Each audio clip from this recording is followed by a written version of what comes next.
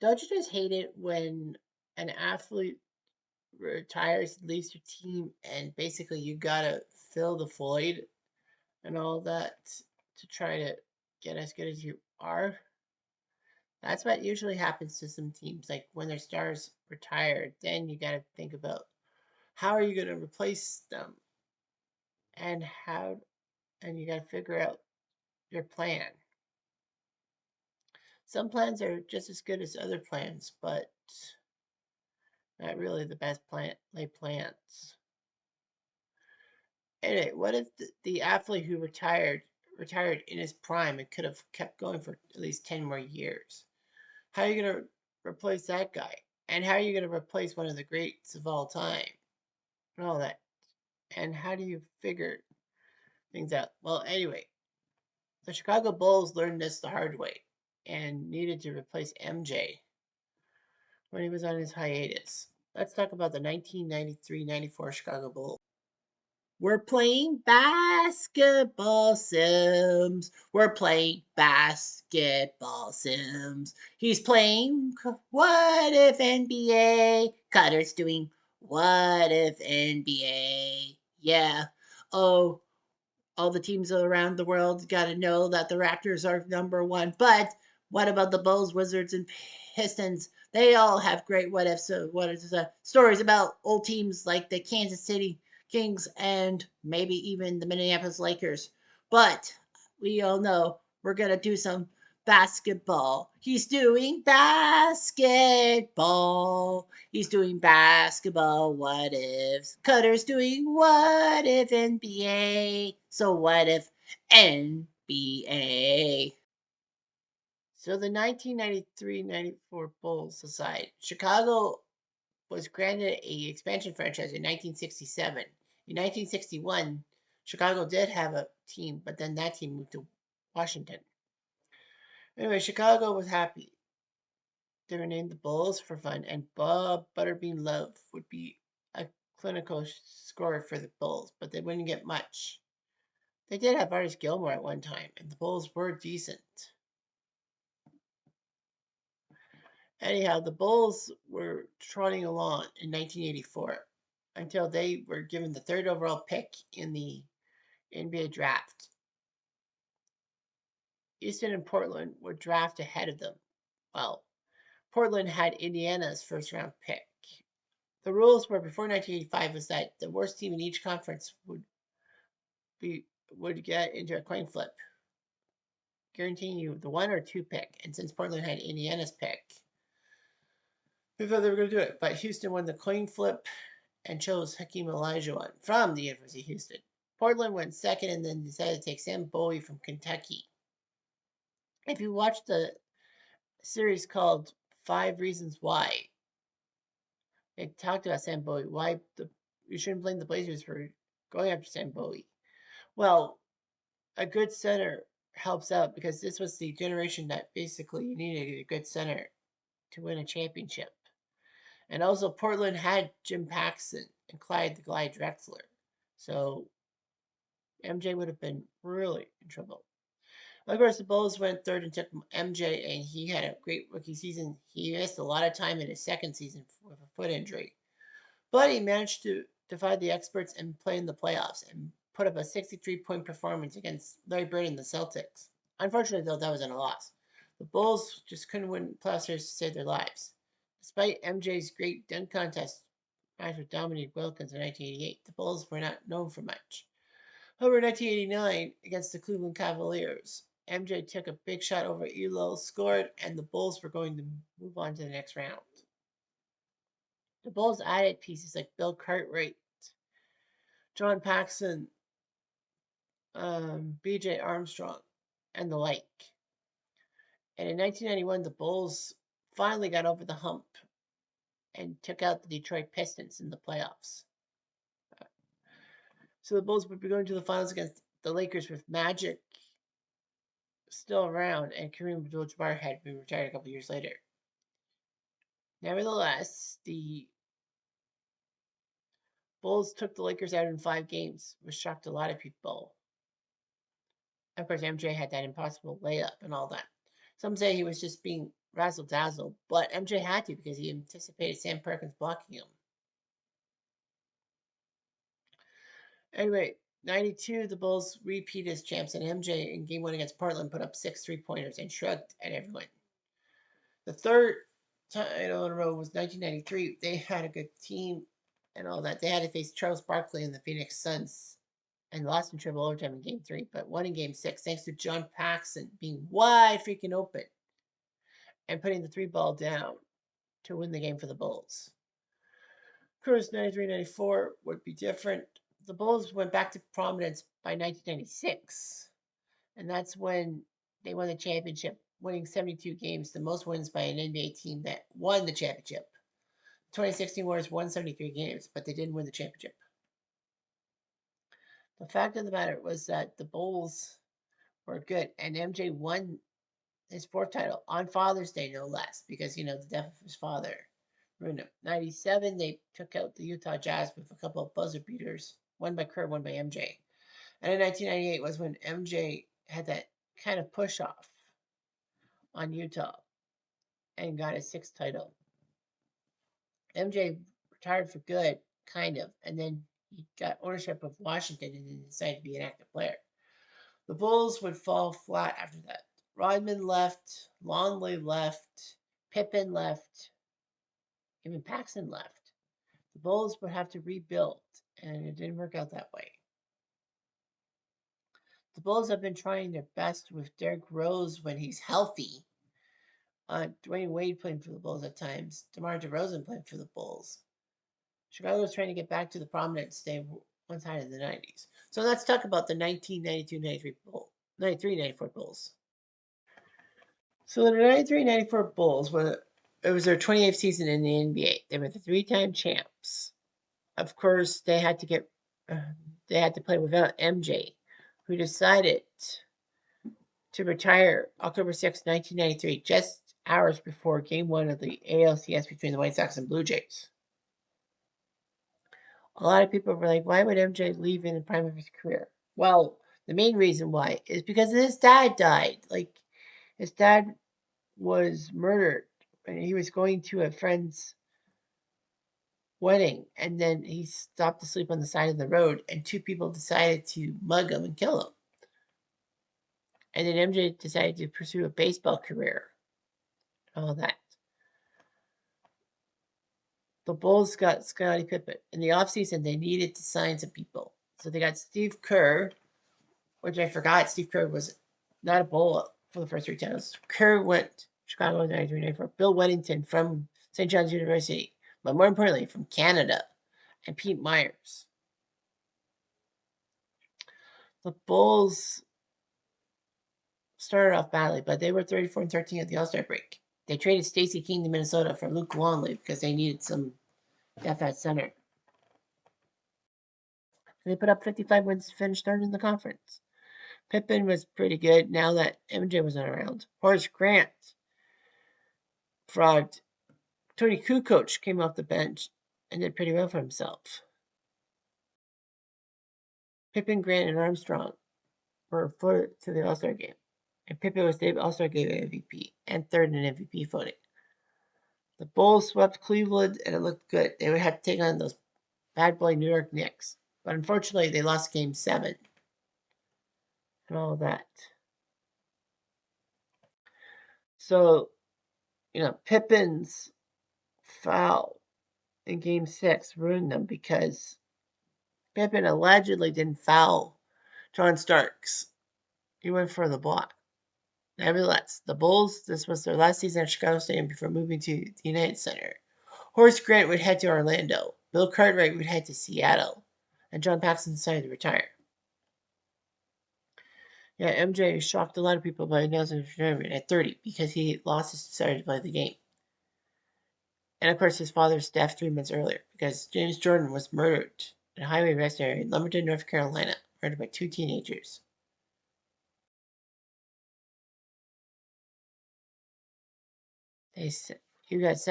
Those 2 teenagers were sentenced to life in prison. And Jordan was close to his father. I mean, lots of people are close to their father.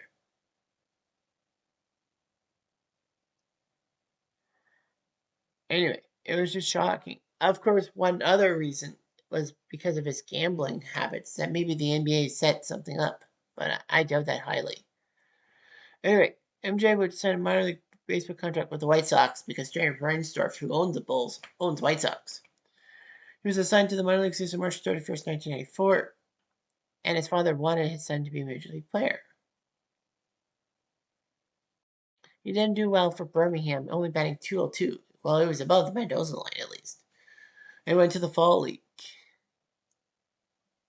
So the 94 Bulls had B.J. Armstrong, Corey Blunt, Bill Cartwright, JoJo English. I keep thinking JoJo English was from the 70s. That's JoJo White. Horace Grant, Dave Johnson, Steve Kerr, Tony Kukoc, Luke Longley, Pete Myers, John Paxson, Will Perdue, Scottie Pippen, Bill Whittington, and Scott Williams. A lot of people thought the Bulls couldn't even make the playoffs. But Pippen and them proved well. They only lost the Central by 2 games to the Hawks. Oh, there was 3 seed. Atlanta was the 1 seed. I didn't know that. Well, nevertheless, yeah, Miami beat Charlotte by 1 spot. In the playoffs, they took on the Cavs, winning 3 games. They had won in overtime, but at least MJ didn't burn the Cavs.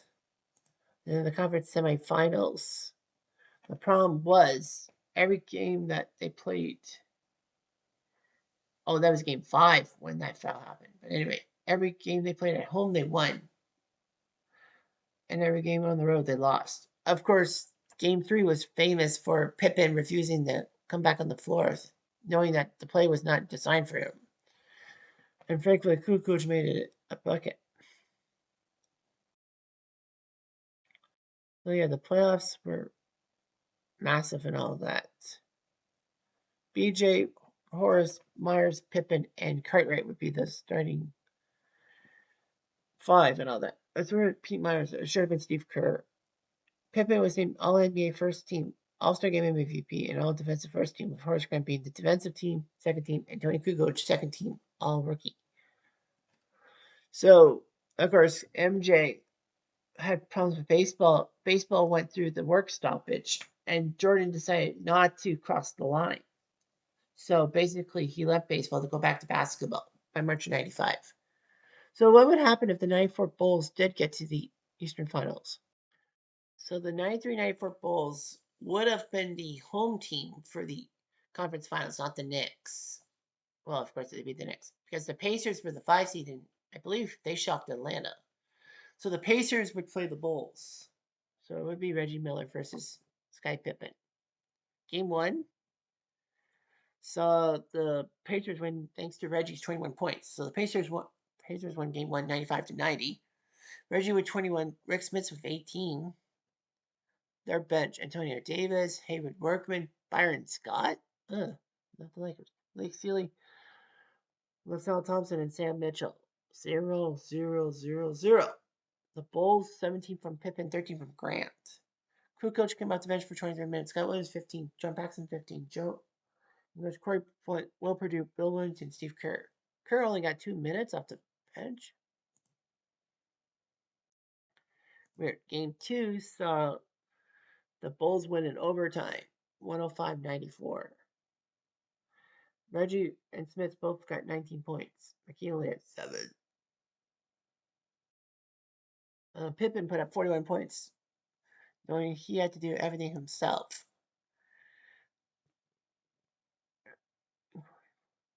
So anyway, that's what happened. So the Bulls split at home. Now they go to Indiana for the next 2. And it would be the Pacers winning 121-11 as Rick Smits put up 24 points. Pippen put up 27, Grant 19. Kukoc 14 points off the bench, and Scott Williams put up 16. Meanwhile, Kerr only got 1 minute. Well, that's the plan. 94 Pacers, Reggie and Rick with 24. Dale Davis with 20. Everyone else in line. Game 4 sees the Bulls win thanks to Pippen's near triple-double. He was assist short. 23 from Grant, 18 from Pippen. Dave Johnson and Stacey King would come through on the bench. Bill Fenway, too. The Pacers, their top point getter was Derek McKee with 13.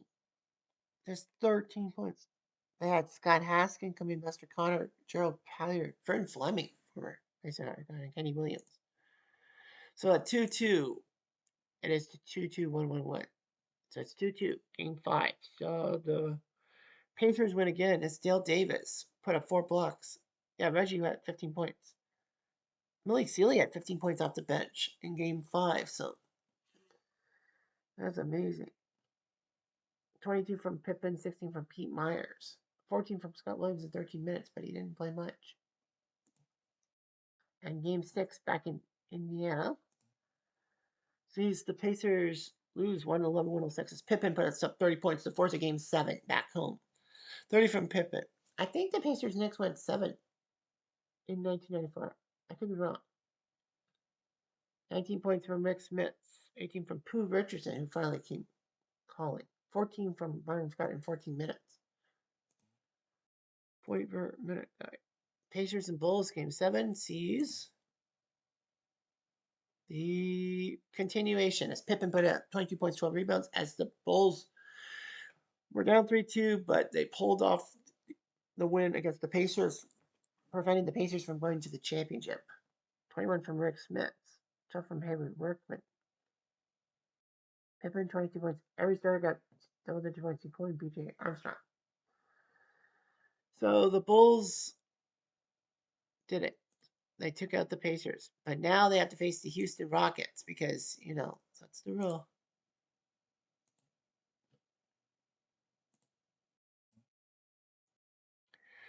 Who had 58 wins. So Houston had home court for game 1. Pippen and Co. would win thanks to Pippen's 29 points, 91-83. Pippen and Grant were the only starters to score double digits. They brought all their guys there. The Rockets, everyone except for Maxwell, were double digits. Hakeem was 16. You had Otis Ford for Maxwell. Robert Horry, before he was a Laker. Kenny Smith, and him. Mario Elie, Scott Brooks, former OKC coach. Carl Herrera, Sam Cassell, Eric Riley, Richard Produska, Chris Gent, Larry Robinson, Earl Kurt, and Matt Bullard.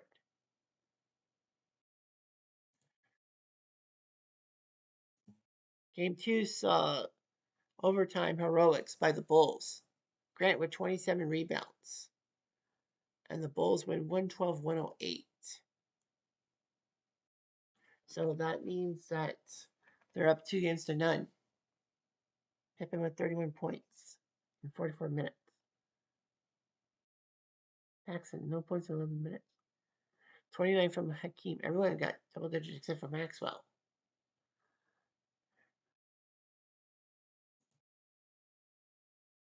At 2-0, the Bulls go home and get beaten by Hakeem's 19 points, 11 rebounds, as it was 88-75. Houston won. 22 points by Otis Thorpe, getting some numbers.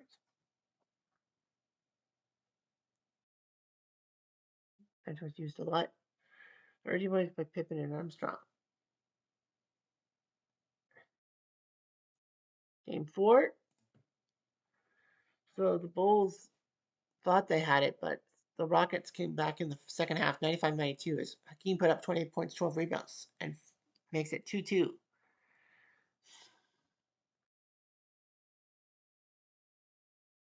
Twenty-eight from Pippen. 22 goes 11 points in 20 minutes. Game 5 in Chicago, 2-3-2 system. Sees the Bulls win 193 as Horace Grant stepped up to prevent Houston from winning all 3 games in Chicago and taking the 32 lead back. Hakeem put up 31. The Bulls 27 from BJ. Pippen with 20. Scott Williams with 10 points. And then game 7. When that happened. And game 7 does not happen as the Bulls win 191 and win 3 games in Houston. The Bulls sucked at home, but on the road they won 3 games in Houston and would have won the championship in 6 games. It would have been hard. Indiana gave them some Carlos, but Pippen with 26 points. What a job. Third Maxwell with 26 points too, but what a job by Scottie Pippen, as he would have led the Bulls to their fourth straight championship in 6 games over Houston. Maybe there is such a thing as Pippen basically getting out of MJ's shadow. Hey, I'm Jeff Diamond to do.